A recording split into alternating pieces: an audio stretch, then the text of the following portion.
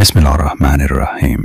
ভাই বোনেরা, আজকের ভিডিওতে আমরা জানব রাসূলুল্লাহ সাল্লাল্লাহু আলাইহি ওয়াসাল্লামের চাচা সাহসী শহীদ হামজা রাদিয়াল্লাহু আনহু এর মর্মান্তিক শাহাদাতের ঘটনা এবং তার ঘাতক ওয়াহশীর পরিণতি।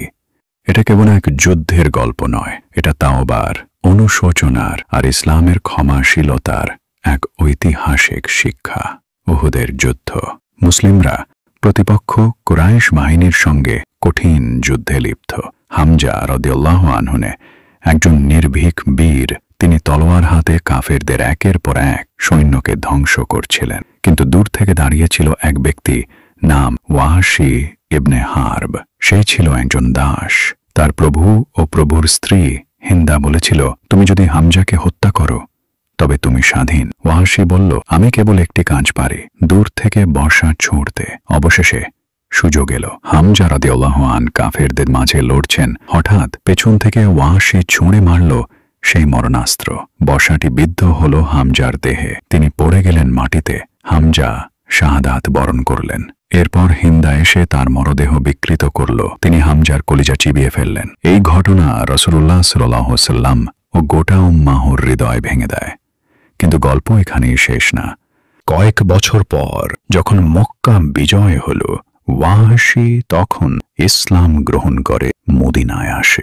সে রাসূলুল্লাহ এর কাছে গিয়ে বলে, ইয়া রাসূলুল্লাহ, আমি অতীতে এক ভয়ানক কাজ করেছি। আমি অনুতপ্ত। আমি ইসলাম কবুল করতে চাই। রাসূলুল্লাহ বলেন, আমি তোমাকে ক্ষমা করলাম, কিন্তু দয়া করে তুমি আমার সামনে বেশি আসো না, কারণ তোমাকে দেখলেই আমার প্রিয় চাচার মৃত্যু মনে পড়ে যায়। ওয়াহশী কাঁদলেন। তারপর তিনি নিজেকে দূরে রাখলেন, কিন্তু ইসলাম রক্ষায় জীবন উৎসর্গ করলেন। ইয়ামামার যুদ্ধ।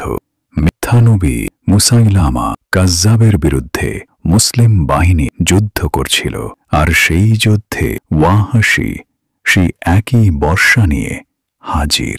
একই কৌশলে, একই দূরত্ব থেকে, একই নিখুঁত নিশানায় ওয়াহশী হত্যা করল মুসাইলামাকে। সে বলল, আমি জাহিলিয়াতে এক সম্মানিত মানুষকে হত্যা করেছিলাম, আর ইসলাম গ্রহণের পর এক অভিশপ্ত মিথ্যাবাদীকে মুসাইলামা হত্যা করে আমার প্রায়শ্চিত্ত করেছি। প্রিয় দর্শক, এই গল্প আমাদের শেখায়, একদিকে শহীদের মর্যাদা, আর একদিকে সত্যিকার তাওবার ক্ষমা। ইসলাম কাউকে চিরস্থায়ী ঘৃণার পাত্র বানায় না। সত্যিকার অনুশোচনা ও সংশোধনের দরজা সবার জন্য খোলা। আপনি যদি এই ভিডিওটি ভালো লেগে থাকে তাহলে লাইক, শেয়ার ও চ্যানেলটি সাবস্ক্রাইব করতে ভুলবেন না। আসসালামু আলাইকুম ওয়া রাহমাতুল্লাহ।